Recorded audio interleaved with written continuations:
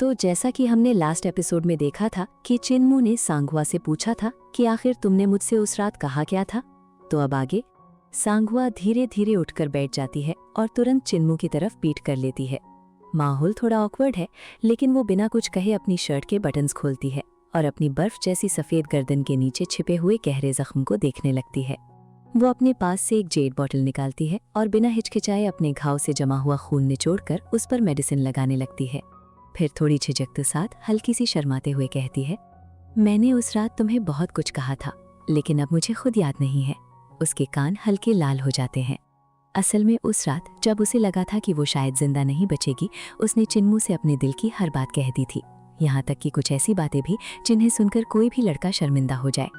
लेकिन उसे पूरा यकीन था कि चिन्मू वो सब सुन ही नहीं पाएगा, पर किस्मत को कुछ और ही मंजूर था। वो पूरी रात जिंदा रही और अब उसी लड़के के सामने बैठी थी जिसके सामने उसने अपने दिल के सारे राज खोल दिए थे। दूसरी तरफ चिन्मू आसमान की तरफ देखता है, सूरज को घूरते हुए जैसे उसे मिटा देने की इच्छा को दबा रहा हो। फिर वो घूमकर सांगवा के पास आता है और बिना कुछ सोचे उसकी मदद करने के लिए हाथ बढ़ाता है, लेकिन सांगवा तुरंत खुद को ढक लेती है। मेन और विमेन को एक दूसरे को छूना नहीं चाहिए। चिन्मू बिल्कुल काम तरीके से जवाब देता है, मैं एक एपोथेकरी हूँ और सिर्फ तुम्हारा इलाज कर रहा हूँ। मेरे लिए मरीज पेरेंट्स की तरह होते हैं, मेरे मन में कोई गलत सोच नहीं आती। ये सुनकर सांगवा थोड़ा रिलैक्स हो जाती है। वो ध्यान से चिन्मू को देखती है और नोटिस करती है कि उसकी हीलिंग टेक्निक सच में बहुत हाई लेवल की है। वो थोड़ा सस्पिशियस होकर पूछती है, तुम्हारी अलजेब्रा इतनी स्ट्रांग है, फिर तुम हीलिंग में इतने स्किल्ड कैसे हो? चिन्मू कैजुअली जवाब देता है, मैंने 10 साल से हीलिंग सीखी है और सिर्फ 3 साल अलजेब्रा, ऑब्वियसली हीलिंग में बेटर हूँ। सांगवा झुंझलाकर नूलती है, तुम कब तक देखते रहोगे? लेकिन चिन्मू रुकता नहीं। वो ध्यान से उसके शोल्डर तक कपड़े एडजस्ट करता है और उसके घाव को ऑब्जर्व करता है। फिर अचानक उसका एक्सप्रेशन बदल जाता है। उसे समझ आता है ये कोई नॉर्मल वूंड नहीं है, ये एक डेविल एक्सपर्ट का दिया हुआ घाव है जिसके अंदर डिवाइन आर्ट और डेविल की दोनों मिक्स्ड हैं और धीरे धीरे उसके फ्लैश और वाइटल की को करप्ट कर रहे हैं। उसने जो ऑइंटमेंट लगाया था वो ऑलरेडी ब्लैक हो चुका था। चिन्मू उसे स्मेल करता है और तुरंत सिर हिला देता है, ये काम नहीं करेगा। सांगवा दर्द से रिएक्ट करती है, ये पॉइजन निकालने वाला ऑइंटमेंट है, बार बार लगाना पड़ता है। लेकिन चिन्मू उसे रोक देता है।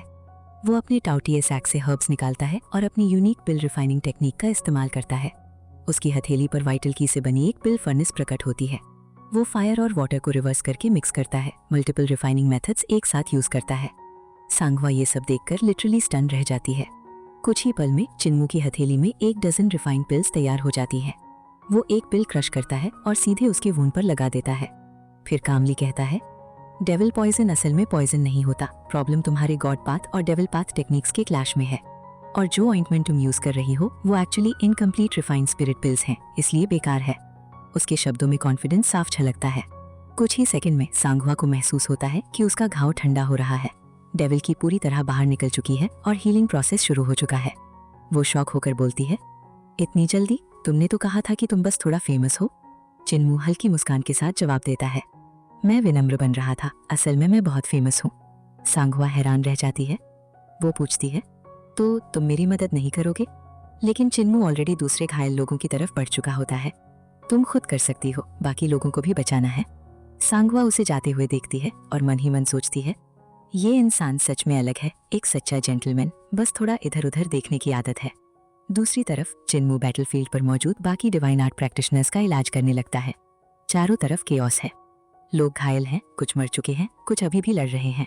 आग हर तरफ फैली हुई है और दूर लड़ाई अब भी जारी है। चिन्मू इस ब्रूटल दुनिया को देखता है और अंदर से हिल जाता है। क्या हीलिंग आर्ट इस दुनिया को बचा सकती है? वो खुद ही सिर हिलाकर जवाब देता है, नहीं। वो जानता है वो सबको नहीं बचा सकता। हर 3 दिन में छोटी लड़ाई, हर 5 दिन में बड़ी लड़ाई, ये साइकिल कभी खत्म नहीं होगा। फिर वो आसमान की तरफ देखता है जहां 2 अजीब से सूरज लाल होते हुए धुंधले पड़ रहे हैं। और सबसे डरावनी बात, वो कभी हिलते नहीं हैं, जैसे किसी ने उन्हें जानबूझकर वहां फिक्स कर दिया हो। और शायद उनका धुंधला होना भी किसी बड़े रहस्य की शुरुआत है। जिस गॉड ने इन 2 सूरजों को बनाया था उसके आइडियाज अच्छे थे, लेकिन अलजेब्रा में उसकी अचीवमेंट कुछ खास नहीं थी। चिन्मू ने दूसरी तरफ नजर घुमाई और उसे लगा कि ये सन्स उसकी आंखों को जला रहे हैं। बहुत ही अगली, अगर मैं इन्हें ज्यादा देर तक देखता रहा तो शायद खुद को इन्हें फिक्स करने से रोक नहीं पाऊंगा। वो सैक्रिफाइस ऑल्टर के चारों ओर धीरे धीरे घूम रहा था और ओवरलॉर्ड बॉडी 3 एलिक्सर टेक्निक को एक्टिवेट करने के लिए अपनी वाइटल ची को सर्कुलेट कर रहा था। उसका स्पिरिट एम्ब्रियो और सोल मर्ज होकर प्राइमोर्डियल स्पिरिट बन चुके थे, जिससे उसकी स्पिरिट और बॉडी पूरी तरह एक हो गई थी। उसकी प्राइमोर्डियल स्पिरिट प्लेटफॉर्म पर चढ़ गई और 6 डायरेक्शंस को यूनिफाई कर दिया। उसके सिर के ऊपर सन और मून का बैलेंस बनते ही उसकी वाइटल ची वायलेंटली स्टर होने लगी और उसके पूरे शरीर में फ्लो करने लगी। उसके बाल हवा में हल्के हल्के लहराने लगे, जैसे कोई अनसीन फोर्स उसे कंट्रोल कर रही हो। बैटल के दौरान उसने समझ लिया था कि इस वर्ल्ड के डिवाइन आर्ट्स प्रैक्टिशनर्स को असली में पावरफुल क्या बनाता है। लाइफ और डेथ के बीच झूलते हुए अननोइंगली उसकी अंडरस्टैंडिंग एक अलग लेवल पर पहुंच चुकी थी। फर्स्ट एंसेस्टर ह्यूमन एम्परर के साथ फाइट के बाद से चिन्मू अंदर ही अंदर डिप्रेस था। फाइट करते वक्त वो अपने मूव्स तक प्रॉपरली एग्जीक्यूट नहीं कर पा रहा था और बुचर ने उसे बहुत हार्श तरीके से स्कोल भी किया था। ये इसलिए नहीं था कि उसमें करेज की कमी थी। असली प्रॉब्लम ये थी कि उसे लगने लगा था कि उसके हर मूव, हर डिवाइन आर्ट में फ्लॉज हैं। ये फ्लॉज उसके कॉन्फिडेंस टूटने की वजह से नहीं आए थे, बल्कि इस बैटल ने उसके होराइजन को इतना एक्सपैंड कर दिया था कि अब उसे हर टेक्निक में कमी साफ दिखाई देने लगी थी। उसकी विजन तो हाई हो चुकी थी, लेकिन फाउंडेशन अभी भी उतनी स्ट्रांग नहीं थी कि वो नेक्स्ट लेवल पर जंप कर सके। इसी वजह से वो किसी भी मूव को कॉन्फिडेंटली यूज नहीं कर पा रहा था। उसे लगता था कि जैसे ही वो कोई टेक्निक यूज करेगा वो तुरंत कोलैप्स हो जाएगी और अगले ही सेकंड में उसकी मौत हो जाएगी। उसने अननोइंगली अपने ओपोनेंट्स को फर्स्ट एंसेस्टर ह्यूमन एम्परर के लेवल पर रखकर जज करना शुरू कर दिया था और यही उसकी सबसे बड़ी प्रॉब्लम बन गई थी। लेकिन बैटलफील्ड में चिन्मू के पास ये सब सोचने का टाइम ही नहीं था। वहाँ हर सेकंड सिचुएशन बदलती रहती थी, इसलिए वो बस इंस्टिंक्टिवली फाइट करता था। या तो एनिमीज को किल करता या खुद मर जाता। फाइट खत्म होने के बाद उसे साफ महसूस हुआ कि वो एक मैसिव ब्रेक थ्रू के एज पर खड़ा है। अगर वो इस इनविजिबल गेट को क्रॉस कर लेता तो उसके सामने एक बिल्कुल नई स्काई और एक एंडलेस पाथ खुल जाती। जैसे ही उसकी वाइटल ची उसके बॉडी में सर्कुलेट हुई, उसका पूरा शरीर रेडियंट सनलाइट से ग्लो करने लगा। स्पिरिट एम्ब्रियो, 5 एलिमेंट्स और 6 डायरेक्शंस एक परफेक्ट हार्मनी में कनेक्ट हो गए। सन, मून और स्टार्स की लाइट उसके डिवाइन ट्रेजर्स को इल्यूमिनेट कर रही थी और वो खुद एक शाइनिंग एंटिटी जैसा दिखने लगा। यहाँ तक कि उसके बॉडी के अंदर के डिवाइन ट्रेजर्स भी ग्लो करने लगे और धीरे धीरे उनके गेट्स क्लियरली दिखाई देने लगे। इसी बीच 6 डायरेक्शंस डिवाइन ट्रेजर के नीचे एक डीप और डार्क गेट भी फेंटली नजर आया। ये लाइफ एंड डेथ रेल्म का गेट था जो यूडू से कनेक्टेड था। चिन्मू स्टडी पेस में चलता रहा। लिटिल जेड कैपिटल में उसने गॉड किन चुंगमिंग के डिवाइन ट्रेजर्स को डीपली ऑब्जर्व किया था। तभी से उसने अपने डिवाइन ट्रेजर्स को रिफाइन करना शुरू कर दिया था, हर छोटी कमी को फिल करने की कोशिश में लगा हुआ था। रोर। अचानक उसके शरीर की वाइटल ची ट्रेम्बल करने लगी और एक ड्रैगन रोर की वेव बाहर निकली। ड्रैगन ची उसके बॉडी के चारों ओर कॉइल हो गई, जैसे उसे स्टेबलाइज कर रही हो। उसी मोमेंट चिन्मू ने अपने हाथों को ब्लेड में बदल दिया और ऑल्टर के किनारे घूमते हुए अटैक लॉन्च कर दिया। हवा अचानक वायलेंट हो गई, ब्लेड्स रेन की तरह गिरने लगे। Midnight storm city fight. Sun horizon पे राइज हुआ जैसे ईस्ट सी पर 1000 लेयर्ड वेव्स को इल्यूमिनेट कर रहा हो। गोल्डन ब्लेड व्हाइट जेड के साथ डेकोरेटेड विंडो से निकलकर डार्कनेस को कट कर रहा था। 50 इयर्स ओल्ड मैन फिर भी एम्प्टी 8 विल्डरनेस में अकेला ब्लेड लेकर भटकता हुआ। डिस्पेयर के बाद होप आती है और पूरा जर्नी स्मोक बनकर डिसॉल्व हो जाता है। बुचर की ब्लेड स्किल्स बैटलफील्ड की क्रुएल्टी को दिखाते हुए अचानक बेहद इमोशनल और अलाइव हो गई। चिन्मू की ब्लेड स्पीड बढ़ती गई और फिर अचानक सारी ब्लेड लाइट वैनिश हो गई। स्टॉर्म, रेन, सन, सी सब कुछ गायब। अब सिर्फ साइलेंस था। चिन्मू ने अपनी फिंगर्स को स्वॉर्ड में ट्रांसफॉर्म किया। उसकी वाइटल ची वाइब्रेट करके स्वॉर्ड थ्रेड्स में बदल गई। उसने धीरे से उन्हें कंट्रोल किया, स्मूथ किया और उसकी स्वॉर्ड स्किल एक अनमैच लेवल पर पहुंच गई। फिर अचानक स्पीड एक्सप्लोड हो गई। एक ब्लिंक के अंदर उसकी लॉन्ग स्वॉर्ड हवा में डांस करने लगी, जैसे एक सिल्वर फ्लड ड्रैगन स्काई में रेज कर रहा हो। चिन्मू ऑल्टर के चारों ओर घूम रहा था। स्वॉर्ड लाइट हवा में फैल रही थी और हर सेकंड के साथ और इंटेंस और शार्प होती जा रही थी। सुप्रीम एम्परर हेवन की ट्रिब्यूलेशन ने उसे ट्रांसफॉर्म कर दिया था और अननोइंगली उसने अपनी सारी इमोशंस को स्वॉर्ड स्किल में पोर कर दिया था। स्वॉर्ड पिक्चर का third form, great emperors tribulation. लेकिन जैसे ही ट्रिब्यूलेशन अपनी पीक पर पहुंची, चिन्मू ने अचानक सारी स्वॉर्ड लाइट डिस्पर्स कर दी और उसकी स्वॉर्ड फिंगर सीधी उसकी ओन ग्लेबेला पर टैप हुई। ये स्ट्राइक सिर्फ उसकी बॉडी पर नहीं, बल्कि उसके स्पिरिट एम्ब्रियो के ग्लेबेला पर भी लगी। उसकी पूरी स्पिरिट, पूरी स्वॉर्ड ची, सब कुछ उसकी एक फिंगर में कॉन्सेंट्रेट हो गया था और उसी मोमेंट उसे समझ आ गया कि ट्रिब्यूलेशन का असली मीनिंग क्या है। ट्रिब्यूलेशन मतलब स्ट्रगल फॉर सर्वाइवल। हेल जैसी सिचुएशन में होप ढूंढना। बुचर जैसे हीरोज जो अपने ब्लेड से रास्ता बनाते हैं। विलेज चीफ जैसे ह्यूमन एम्परर जो अपनी पूरी लाइफ सैक्रिफाइस कर देते हैं दूसरों के लिए। और उन हीरोज के पीछे काउंटलेस ऑर्डिनरी लोगों का साइलेंट स्ट्रगल। हर दिन डेड बॉडीज को बरी करने वाली जिंदगी। चिन्मू की 2 फिंगर्स आगे उठी और एक रेनबो लाइक स्वॉर्ड 10 माइल्स तक स्ट्रेच हो गई। स्काई में एक सन डिम हो गया और अब सिर्फ स्वॉर्ड लाइट दिखाई दे रही थी। जब वो लाइट स्काई में ब्लेज कर रही थी, चिन्मू ऑल्टर पर खड़ा था, कंप्लीटली स्टन्ड, क्योंकि ये मूव विलेज चीफ की स्वॉर्ड पिक्चर से रिलेटेड ही नहीं था। और उसी मोमेंट उस यंग बॉय को एहसास हुआ उसका खुद का एक अलग पाथ है। सिर्फ ये स्वॉर्ड स्किल मेरे लिए फर्स्ट एंसेस्टर ह्यूमन एम्परर को हराने के लिए अभी भी इनफ नहीं है। किन्मू ने धीरे से अपने सॉर्ड को नीचे रख दिया और अपनी नजरें उस सुप्रीम एम्परर हेवन पर टिकाईं जो पूरी तरह डार्कनेस में डूब चुका था। जैसे ही उसने ऐसा किया, आसमान में चमक रही डैज़लिंग सॉर्ड लाइट एक पल में गायब हो गई, जैसे वो कभी थी ही नहीं। बैटलफील्ड अभी भी जल रहा था, फ्लेम्स अब भी भड़क रही थीं, जैसे डिस्ट्रक्शन का अंत अभी बाकी हो। हर तरफ बर्न्ड फ्लैश की स्मेल फैली हुई थी, जो इस लड़ाई की क्रूरता का सबूत दे रही थी। किन्मू ने अभी अभी अपनी सारी इमोशंस, अपनी सारी फीलिंग्स उस एक शॉर्ट स्ट्राइक में डाल दी थी। उस पल में उसने एक ऐसी हाइट छू ली थी जहां वो पहले कभी नहीं पहुंचा था।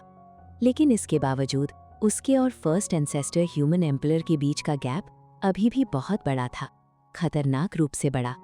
फिर भी अगर फर्स्ट एंसेस्टर ह्यूमन एम्परर का प्रेशर नहीं होता, अगर डार्क वर्ल्ड में वो डेडली एनकाउंटर नहीं होता, तो किन्मू के लिए उस नेक्स्ट स्टेप तक पहुंचना लगभग इम्पॉसिबल था। विलेज चीफ की स्वॉर्ड इंटेंट से बाहर निकलना, बुचर की नाइफ स्किल से आगे बढ़ना, ये सब उसी दबाव की वजह से मुमकिन हुआ था। जब उसने वो स्वॉर्ड स्ट्राइक किया तो वो सिर्फ एक अटैक नहीं था, वो उसके दिल में जमा हुए उन डार्क क्लाउड्स पर भी वार था जो लंबे समय से उसे जकड़े हुए थे। सैंघवा पीछे खड़ी सब कुछ देख रही थी। उस ऑल्टर पर खड़े उस यंग मैन की स्वॉर्ड्समैनशिप ने उसके दिल पर गहरी छाप छोड़ दी थी, खास तौर पर उसका लास्ट मूव, जब उसने अपनी आईब्राउज के बीच टैप किया और फिर स्वॉर्ड को आगे बढ़ाया। उस पल में उसके अंदर दबा हुआ मूड, उसकी इनर विल एक विस्फोट की तरह बाहर आ गई थी। सैंघवा को ऐसा लगा जैसे वो देख सकती है एक दुनिया जो बदल रही है, काउंटलेस एम्बिशियस लोग स्टॉर्म और ब्लड रेन के बीच लड़ रहे हैं, किसी अनसीन गोल की तरफ भागते हुए। किन्मू की पहले की स्वॉर्ड टेक्निक्स बेहद रिफाइंड थी, इतनी कि सोल तक को हिला दें। Sword trading mountains and reverse powerful थी, उसमें सेलेस्टियल स्पिरिट थी, लेकिन वो सिर्फ माउंटेन्स और रिवर्स की कहानी कहती थी। Founding emperor sea of blood की स्वॉर्ड किलिंग इंटेंट से भरी हुई थी, डोमिनेंट थी, almost like a sword god, लेकिन उसकी विल अतीत में अटकी हुई थी, मार्टियस की यादों में जकड़ी हुई। हाई एम्परर कैलामिटी पूरी तरह सौरों से भरी हुई, हाई एम्परर एरा के डिस्ट्रक्शन को दिखाती हुई। इन तीनों स्वॉर्ड स्किल्स के अपने स्ट्रेंथ्स थे, लेकिन उनके लिमिटेशंस भी थे। स्पिरिट के लेवल पर सैंघवा साफ महसूस कर सकती थी कि ये तीनों किन्मू की आखिरी मूव से नीचे थे, लेकिन एक्चुअल बैटल में कौन सुपीरियर है ये कहना आसान नहीं था। इम्प्रेसिव स्वॉर्ड स्किल, सैंघवा ने धीरे से कहा और उसके पास आकर रुक गई। ये कौन सी स्वॉर्ड स्किल थी? Calamity sword. किन्मू ने हल्का सा सिर घुमाया, उसे अपनी तरफ आते देखा, फिर अपनी नजरें दूर होराइजन पर टिका दी। अचानक एक स्टॉर्म उनके सामने उठा और उस स्टॉर्म के बीच एक बेहद सुंदर टाइगर प्रकट हुआ। येलो और ब्लैक स्ट्राइप्स उसकी बॉडी पर लहरों की तरह बह रही थी। उसका फर हवा में हिलता हुआ उसे और भी मजेस्टिक बना रहा था। उसके ईयर्स पर छोटे छोटे फर टफ्स थे जो हर दिशा में घूम सकते थे। Impressive, truly impressive swordsmanship. Tiger god altar की स्टोन स्टेप्स पर चढ़ता हुआ ऊपर आया। आधे रास्ते में ही उसके पैर जमीन से उठ गए और वो एक टाइगर हेडेड गॉड में बदल गया जो सीधे किन्मू के सामने आकर रुका। उसकी आवाज गूंज रही थी, भारी और कमांडिंग। इसे कैलामिटी स्वॉर्ड क्यों कहते हो? ये tiger god saint wood cutter का माउंट था, जिसने काउंटलेस बैटल्स में अपने मास्टर को कैरी किया था, एक फियरलेस एग्जिस्टेंस। किन्मू का दिल हल्का सा हिला। टाइगर गॉड का फ्रंट लाइन से वापस आना मतलब साफ था, उसका मास्टर ऑलरेडी डीमन गॉड्स को सप्रेस कर चुका था। जब हेवन और अर्थ बदलते हैं तो वो एक ग्रेट कैलामिटी होती है, किन्मू ने शांत लेकिन गहरी आवाज में कहा। और ये बदलाव सिर्फ नेचुरल डिजास्टर से नहीं आता, ना ही डीमन इन्वेजन्स या फ्लड से। असली बदलाव आता है लोगों के दिल बदलने से, डिवाइन आर्ट्स के इवॉल्व होने से, जब स्किल एक ग्रेट डाउ में ट्रांसफॉर्म होती है। टाइगर गॉड ने उसकी तरफ मुड़कर हल्की हंसी के साथ कहा, लोगों के दिल बदलना, डिवाइन आर्ट्स, पाथ्स, कितना एरोगेंट टोन है तुम्हारा। क्या तुम्हारी एक स्वॉर्ड स्किल पूरी दुनिया बदल सकती है? हर लिविंग बीइंग की सोच बदल सकती है? किन्मू की आंखों में आग जल उठी, उसकी आवाज अब पैशन से भरी हुई थी। अगर लोगों के दिल बदल जाएं, तो वो गॉड से डरना बंद कर देंगे, और जब डर खत्म हो जाएगा तो गॉड्स की पावर भी खत्म हो जाएगी। तब डिवाइन आर्ट्स फ्री होंगी इवॉल्व होने के लिए, लॉज बदलेंगे, पाथ्स बदलेंगे, और आखिरकार हेवन और अर्थ भी बदल जाएंगे। सैंघवा चुपचाप उसे देख रही थी। उस यंग मैन में कुछ अलग था, कुछ ऐसा जो लोगों को अपनी तरफ खींचता था। इवन सामने खड़े उस टेरिफाइंग टाइगर गॉड के बावजूद उसमें डर का नामो निशान नहीं था। किन्मू ने अपना हाथ उठाया और उस डार्क बैटलफील्ड की तरफ इशारा किया जहां डिस्ट्रक्शन अब भी जल रहा था। देखो, ये वो कलामिटी है जो गॉड्स और डेविल्स ने हम पर थोपी है ताकि लोग उनसे डरें, उनकी पूजा करें। लेकिन मेरी कलामिटी स्वॉर्ड लोगों के दिलों में बदलाव की कलामिटी लाएगी, डिवाइन आर्ट्स और पाथ्स को बदलने की कलामिटी, और वहीं से मैं इस दुनिया को बदल दूंगा। उसकी आवाज रात में गूंज उठी, भारी लेकिन दिल को छू जाने वाली। सैंगहुआ पूरी तरह समझ नहीं पा रही थी, लेकिन वो उसकी बर्निंग पैशन को साफ महसूस कर सकती थी। टाइगर गॉड कुछ कदम आगे बढ़ा। उसका विशाल शरीर एक क्रशिंग प्रेशर पैदा कर रहा था। उसने किन्मू को ऊपर से देखा और मुस्कुराया। मुझे पता था तुम खास हो। तुम्हारी बातें पूरी तरह समझ नहीं आई, लेकिन उनमें एक अजीब ताकत है। तुम्हारी इस मूव का नाम क्या है? किन्मू ने उसकी आंखों में देखते हुए जवाब दिया, ओपनिंग कलामिटी। टाइगर गॉड थोड़ा चौंका, फिर हंस पड़ा। लोगों के दिलों में बदलाव की कलामिटी, डिवाइन आर्ट्स में बदलाव, पाथ्स में बदलाव, शानदार नाम है। सैंगहुआ अब समझ चुकी थी। उसके पास खड़ा ये यंग मैन इस दुनिया के गॉड्स और डेविल्स के लिए खुद एक कलामिटी बनने वाला था। एक ऐसी कलामिटी जो पुरानी दुनिया को तोड़कर एक नई दुनिया बनाएगी। टाइगर गॉड ने फिर पूछा, तुम्हारी कलामिटी स्वॉर्ड में कितनी मूव्स हैं? किन्मू हल्का सा शर्मा जाता है और धीमी आवाज में बोलता है, अभी तक सिर्फ एक मूव। ऐसा लग रहा है जैसे अपनी सारी नॉलेज मैंने इसी एक मूव को बनाने में डाल दी।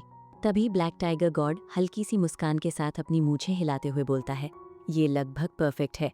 तुम्हारी एज में इतना अचीव करना ही बहुत बड़ी बात है। मेरे लॉर्ड ने मुझे ऑर्डर दिया है कि मैं तुम्हें लेकर आऊं। वो अभी किसी से फाइट कर रहे हैं और उन्हें तुम्हारी जरूरत है।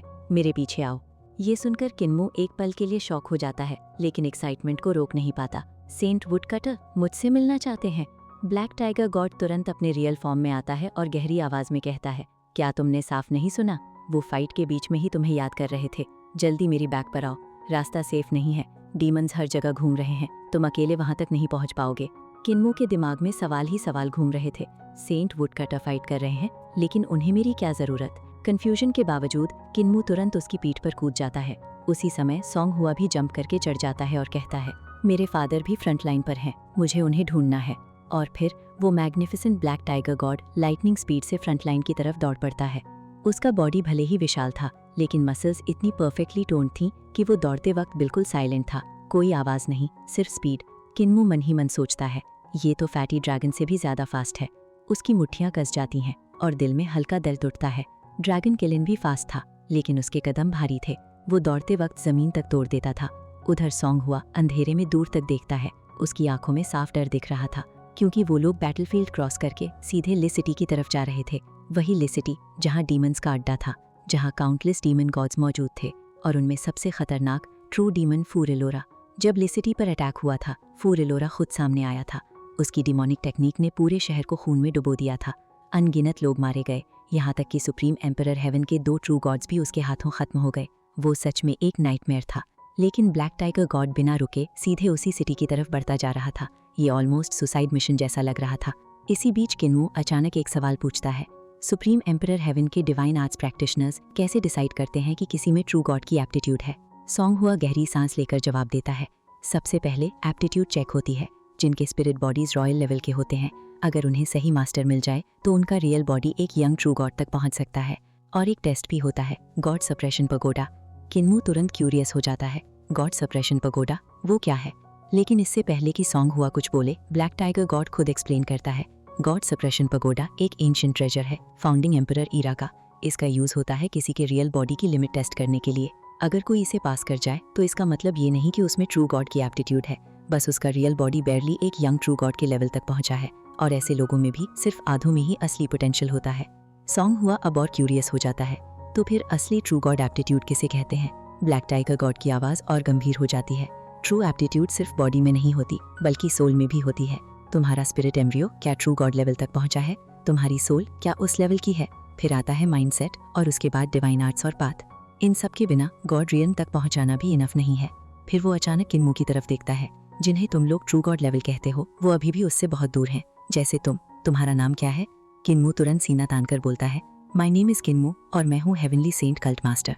ब्लैक टाइगर गॉड कैजुअली जवाब देता है, हेवनली सेंट कल्ट मास्टर कभी सुना नहीं। किन्मू का चेहरा तुरंत डार्क पड़ जाता है। इतनी बड़ी आइडेंटिटी और इस टाइगर ने कभी सुना तक नहीं। लेकिन ब्लैक टाइगर गॉड बिना रुके आगे बोलता रहता है, किन्मू की एप्टीट्यूड वीक नहीं है, लेकिन तुम्हारी नजर में उसका बॉडी अभी ट्रू गॉड लेवल तक नहीं पहुंचा। फिर भी अपनी स्ट्रॉन्ग फाउंडेशन की वजह से ये उन एक्सपर्ट से फाइट कर सकता है जिन्हें तुम लोग ट्रू गॉड लेवल कहते हो। किन्मू तुरंत एक्साइटेड होकर बोलता है, because I am Overlord body. Black tiger फिर से वही जवाब देता है, ओवरलॉर्ड बॉडी कभी सुना नहीं। और उसी स्पीड में दौड़ते हुए वो आगे एक्सप्लेन करता है, तुम्हारी सोर्ड स्किल पाथ रियन के करीब है, इसलिए तुम्हारी अंडरस्टैंडिंग भी उस लेवल के आसपास है, लेकिन तुम्हारा माइंडसेट अभी वीक है। जहाँ तक प्राइमोर्डियल स्पिरिट की बात है, वो बहुत पावरफुल है, आज की जनरेशन में टॉप क्लास, इसीलिए तुम उन यंग एक्सपर्ट से लड़ सकते हो जिनमें ट्रू गॉड एप्टीट्यूड है। और तभी ब्लैक टाइगर अचानक रुकता है। हम लिसिटी पहुंच गए। उनके सामने आग की लपटें आसमान को छू रही थी, पूरा शहर फ्लेम्स में डूबा हुआ था और उसके ऊपर अनगिनत डीमंस और टेरिफाइंग डीमन गॉड्स खड़े थे। सॉन्ग हुआ ये सीन देखकर कांप जाता है, लेकिन सबसे शॉकिंग बात, कोई भी डीमन ब्लैक टाइगर को रोकता नहीं, सब बस चुपचाप उन्हें सिटी के अंदर जाने देते हैं। सांगहुआ बहुत घबराई हुई थी। ब्लैक टाइगर गॉड ने उन्हें सीधे दुश्मन के घोंसले में पहुंचा दिया था और उसके मन में बार बार एक ही सवाल उठ रहा था, क्या वो अचानक अपना फैसला बदल सकता है? लेकिन वो एक गॉड है, उसे हमसे झूठ बोलने की कोई ज़रूरत नहीं थी। अगर वो हमें मारना चाहता तो वो कभी भी हमें ख़त्म कर सकता था या हमें खा भी सकता था। लॉजिक तो यही कहता था, लेकिन दिल मानने को तैयार नहीं था। डर लगातार उसके अंदर गहराता जा रहा था। आखिरकार वे एनिमी कैंप के बीचों बीच खड़े थे। डीमंस पिछले 20,000 सालों से सुप्रीम एम्परर हेवन में बसे हुए थे और उसकी यादों में वे सिर्फ और सिर्फ क्रूर, निर्दयी और पूरी तरह से बुरे थे। अगर कोई उनके हाथ लग जाता तो उसके लिए मौत भी एक तरह की राहत मानी जाती थी। और अब वे खुद उसी जगह पर खड़े थे। उसने चारों तरफ नज़र दौड़ाई। अनगिनत डीमंस उन्हें घूर रहे थे। उनकी नज़रें ऐसी थीं जैसे अंधेरे में छिपे भूखे जानवर जो किसी भी पल उन पर टूट पड़ने वाले हों। सांगहुआ की हथेलियां ठंडे पसीने से भीग चुकी थीं। तभी उसकी नज़र एक डीमन गॉड पर जाकर टिक गई और वो चाहकर भी अपनी नज़र हटा नहीं पाई। वो आदमी टॉपलेस था, लेकिन उसका चेहरा बिल्कुल इंसानों जैसा नहीं था। उसके पूरे शरीर पर जलने के निशान थे, मानो आग ने उसे गढ़ा हो। उसकी आंखें बेहद अजीब थीं। उसकी आंखों के सॉकेट में आग के 2 गोलों की तरह लपटें टिमटिमा रही थीं। जैसे ही उसकी नज़र सांगहुआ से मिली, उसके होठों पर एक ठंडी मुस्कान उभरी। यंग लेडी, मैंने तुम्हें पहले भी देखा है। तुम्हारा फैमिली मेरे हाथों खत्म हुआ था, है ना? ये सुनते ही सांगहुआ के हाथ कसकर मुट्ठियों में बदल गए, लेकिन उसने एक शब्द भी नहीं कहा। किन्मू ने उस डीमन गॉड को देखा और उसकी पुतलियां सिकुड़ गईं। अचानक उसे वो पुराना मंजर याद आ गया, जब वो पहली बार सांगहुआ से मिला था, जब हेवनली डीमंस ने उस सिटी पर हमला किया था, जब सांगहुआ के पिता अपने लोगों को बचाने के लिए आगे बढ़े थे। और तभी एक डीमन गॉड उनके परिवार की तरफ बढ़ा था और लगभग सबको ख़त्म कर दिया था। वो दृश्य आज भी रोंगटे खड़े कर देने वाला था। हालांकि किन्मू उस समय साफ चेहरा नहीं देख पाया था, लेकिन वो सांगहुआ के चेहरे पर अभी जो इमोशंस थे, डर, दर्द और जलता हुआ गुस्सा, उन्हें देखकर वो समझ गया, यही वही डीमन गॉड था। यहाँ की आर्किटेक्चर ग्रेट रूइंस जैसी लग रही है। किन्मू अचानक मुस्कुराया। उसकी आवाज़ जानबूझकर हल्की थी। मैंने फाउंडिंग एम्परर एरा के कई रूइंस देखे हैं और ये पैलेसेस बिल्कुल वैसे ही हैं। सिस्टर सांगहुआ, शायद तुम्हारा supreme emperor heaven great ruin से कनेक्टेड है। वो उसका ध्यान भटकाने की कोशिश कर रहा था, लेकिन उसका मन कहीं और ही उलझा हुआ था। इस बार जवाब ब्लैक टाइगर गॉड ने दिया। Supreme emperor heaven founding emperor का था। ये 33 हेवन्स में से पहला हेवन था, इसलिए बिल्डिंग्स का सिमिलर होना कोई अजीब बात नहीं है। क्या supreme emperor heaven founding emperor era का है? किन्मू का दिल जोर से धड़क उठा। 33 हेवन्स क्या है, और क्या फाउंडिंग एम्परर एरा खत्म नहीं हुआ? ब्लैक टाइगर गॉड खुद हैरान रह गया। खत्म? ये कब हुआ? जब फाउंडिंग एम्परर अभी भी जिंदा है तो उसका एरा कैसे खत्म हो सकता है? जब तक वो जीवित है उसका एरा कभी खत्म नहीं होगा। ये सुनते ही किन्मू के अंदर जैसे तूफान उठ गया।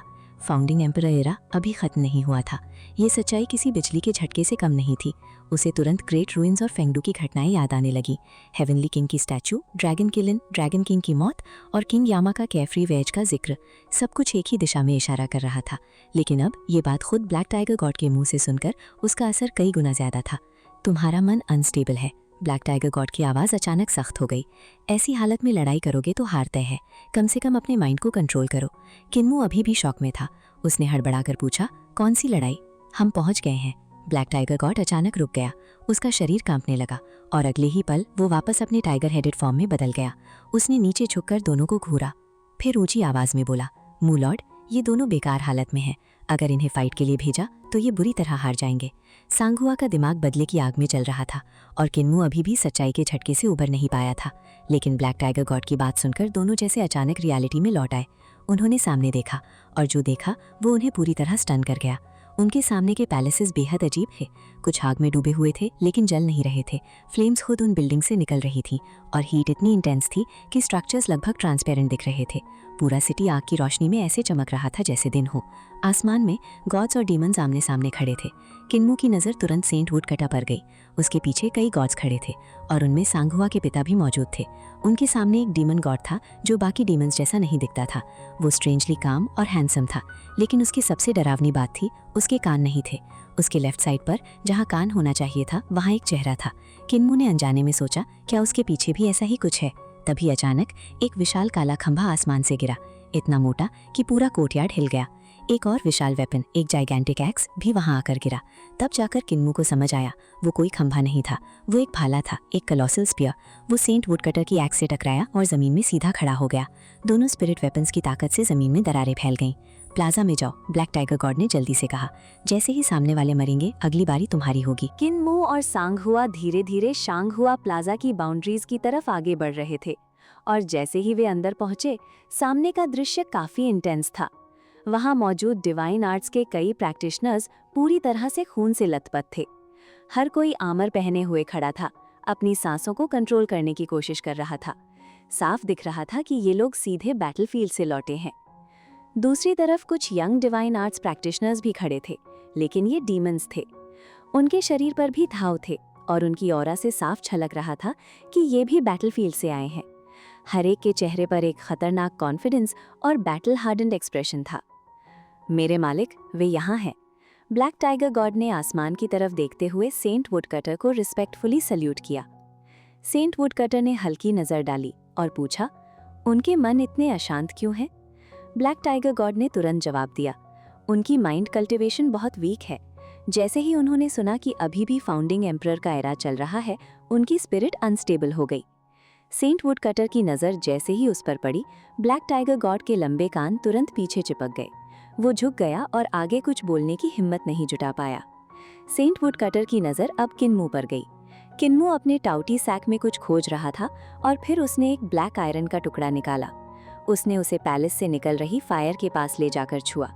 सेंट वुडकटर ने मन ही मन सोचा, मन अशांत है, गुस्से से भरा हुआ है। क्या ये वाकई काम का है? क्या मेरा अंदाज़ा गलत था? बैटलफील्ड में ये उतना क्यूरियस और लाइवली नहीं दिखा था।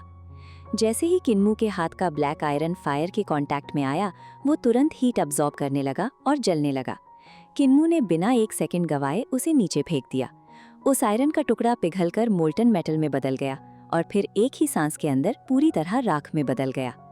किन्मू की आंखें चमक उठी। अब समझ आया कि इस जगह को ली सिटी क्यों कहा जाता है। ये असल में ली फायर है। सेंट वुडकटर ने हल्का सा रिएक्शन दिया। तभी पीछे खड़े एक जूनियर ने शॉक में चिल्ला दिया, जिससे पूरा माहौल टूट गया। किन्मू ने तुरंत कहा, सिर्फ ली फायर ही नहीं, इसमें डेविल फायर भी है। ब्लैक टाइगर गॉड खुद को रोक नहीं पाया और एक्सप्लेन करने लगा, ये जगह डीमंस ने कैप्चर की थी और उनकी फायर ली फायर के अंदर छुपी हुई है। ये उनकी ट्रैप है, इसे छूना मत वरना खुद को जला लोगे। लेकिन तुम्हें कैसे पता चला कि इसमें डेविल फायर है? किन्मू ने कामली एक्सप्लेन किया, ली फायर का टेम्परेचर बहुत हाई होता है। ये फोर्जिंग के लिए परफेक्ट है क्योंकि ये ब्लैक आयरन को मेल्ट कर सकता है, लेकिन उसे पूरी तरह क्लीन बर्न नहीं करेगा। डेविल फायर में करोसिव प्रॉपर्टी होती है, लेकिन इसका टेम्परेचर उतना हाई नहीं होता। जो आयरन को मेल्ट कर रहा था वो ली फायर था और जो उसे पूरी तरह जला रहा था वो डेविल फायर था। अचानक किन्मू की आंखों में एक्साइटमेंट चमक उठी। ब्लैक टाइगर गॉड चौंक गया। डेविल फायर स्पिरिट वेपन्स को रिफाइन करने के लिए यूज हो सकती है और ली फायर तो उससे भी सुपीरियर डिवाइन फायर है। ये चिप तो जैकपॉट है, मेरी सोट पैलेट को नेक्स्ट लेवल पर ले जाया जा सकता है। किन्मू एक्साइटमेंट में बोल पड़ा। किन्मू ने म्यूट से रिफाइनिंग टेक्निक्स सीखी थी और वो हर तरह की फायर को यूटिलाइज करना जानता था। अब जब उसके सामने 2 रेयर फ्लेम्स थीं तो उसका एक्साइटमेंट कंट्रोल से बाहर था। उसने तुरंत एक आयरन बोर्ड, फ्रेम और ब्लैक आयरन हैमर निकाल लिया। ब्रदर टाइगर, तुम्हें शायद पता नहीं, मेरी सोट पैलेट पहले ही फिंगर रैप फ्लेक्सिबिलिटी तक पहुंच चुकी है। अब बस एक और स्टेप चाहिए। इतने समय से मुझे हाई क्वालिटी फायर नहीं मिली थी, लेकिन अब आखिरकार मिल गई। किन्मू ने अपनी सोट पैलेट निकाली और मुस्कुराते हुए कहा, डेविल फायर ब्लैक आयरन को डिस्ट्रॉय कर सकती है, लेकिन ब्लैक गोल्ड एसेंस को नहीं। मेरी सोट्स ब्लैक गोल्ड एसेंस और डिवाइन मेटल से बनी है। डेविल फायर से इन्हें रिफाइन करके इम्प्योरिटीज हटाई जा सकती हैं। आसपास खड़े सभी गॉड्स और डीमंस ये देखकर स्टन रह गए। किन्मू ने तुरंत एक रिफाइनिंग टेबल सेट कर ली, वेस्ट पर ब्लैक फेल्ट एप्रन बांधा और अपनी फ्लाइंग सोर्ड्स को टेबल पर रख दिया। फिर उसने एक सोर्ड उठाकर फायर में डाल दी। खट खट, मेटल की आवाज पूरे माहौल में गूंज गई। किन्मू हर स्ट्राइक को पूरी कंसंट्रेशन के साथ मार रहा था। सांगहुआ धीरे से बोली, तुम तो ग्रेन पाउंडर हो ना, तुम्हें ट्रेजर क्राफ्टिंग भी आता है? किन्मू ने बिना सिर उठाए कामली जवाब दिया, मैंने इसे 10 साल से ज्यादा सीखा है, इसलिए इसमें मैं अलजेब्रा से थोड़ा बेटर हूँ। सांगहुआ ने टंग बाहर निकाली और उसे काम करते देखती रही। उसका एंग्शियस दिल धीरे धीरे शांत होने लगा। उसके पिता ने ये देखा, लेकिन कुछ बोलने की बजाय चुप रहना ही बेहतर समझा। खटखट खटखट खटखट, किन्मू लगातार फोर्जिंग करता रहा। आसपास इतने पावरफुल बींग्स खड़े थे, लेकिन पूरे एरिया में सिर्फ हैमर की आवाज गूंज रही थी। अचानक सेंट वुडकटर के सामने खड़ा डीमन गॉड अपना सिर घुमाता है और उसके दूसरे चेहरे से आवाज आती है, फूरिलोरा आखिरकार उस फेक स्काई के मास्टर से मिल ही गया। तुम्हारी रेप्यूटेशन बड़ी है, लेकिन तुमसे मिलना उससे भी ज्यादा इंटरेस्टिंग है। तुम्हारा ये सक्सेसर काफी इंटरेस्टिंग है, लेकिन क्या तुम सच में चाहते हो कि वो तुम्हारे लिए लड़े? सेंट वुडकटर ने शांत भाव से जवाब दिया, दिल को मजबूत करना मेटल फोर्जिंग जैसा होता है। उसका दिल पहले अनस्टेबल था, इसलिए वो फोर्जिंग के जरिए अपने इमोशंस को स्टेबलाइज कर रहा है। ये एक डीप कल्टिवेशन मेथड है। फोरिलोरा, क्या तुम ये नहीं समझ सकते? खटखट खटखट खटखट। लेकिन नीचे किन्मू को देखकर ऐसा बिल्कुल नहीं लग रहा था कि वो कोई मेंटल कल्टिवेशन कर रहा था। वो तो पूरी सिंसियरिटी से वेपन्स फोर्ज कर रहा था। सेंट वुडकटर के चेहरे पर स्लाइट ट्विच आया। ये अभी भी क्यों पीट रहा है? नीचे किन्मू ने एक बैच कंप्लीट किया और तुरंत दूसरा बैच फायर में डाल दिया। सेंट वुडकटर के माथे की नसें उभर आईं, लेकिन उसने खुद को कंट्रोल कर लिया। फूरिलोरा जोर से हंस पड़ा, तुम मुझसे बच नहीं सकते और मैं तुमसे बच नहीं सकता, तो क्यों ना इन जूनियर्स को लड़ने दिया जाए। हेवनली मास्टर, अगर मेरी साइड जीतती है तो तुम वापस जाओगे और अपनी ड्रीम्स में खोए रहोगे। अगर तुम्हारी साइड जीतती है तो मैं ली सिटी तुम्हें सौंप दूंगा। सेंट वुडकटर एक पल के लिए रुका, तभी फिर से हैमर की आवाज गूंजी। किन्मू अभी भी फोर्जिंग में डूबा हुआ था। पास खड़े ब्रिलियंस इंजर्ड सिटी लॉर्ड ने धीमी आवाज में कहा, हेवनली मास्टर, चिंता मत करें। सुप्रीम एम्परेज हेवन में भी पावरफुल यंग टैलेंट्स हैं। वे फूरिलोरा के डिसाइपल से कम नहीं होंगे। सेंट वुडकटर ने किन्मू की तरफ देखा, जो अब भी बिना रुके हैमर चला रहा था, और अंत में उसने बस धीरे से सिर हिला दिया।